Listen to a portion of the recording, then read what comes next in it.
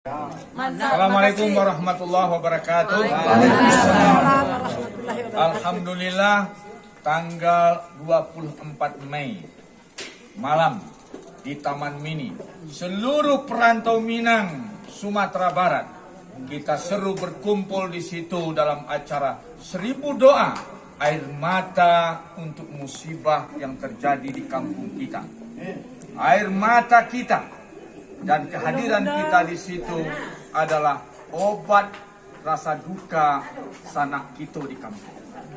Kami bersama panitia menyeru, jangan lupa sisihkan waktu Anda, tinggalkan dagangan Anda, tinggalkan kegiatan Anda.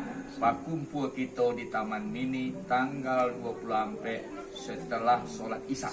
Amin. Saya dan Fatullah lagi ada bersama acara di Puncak, di Safari ya. Nah, ini dengan panitia. Assalamualaikum.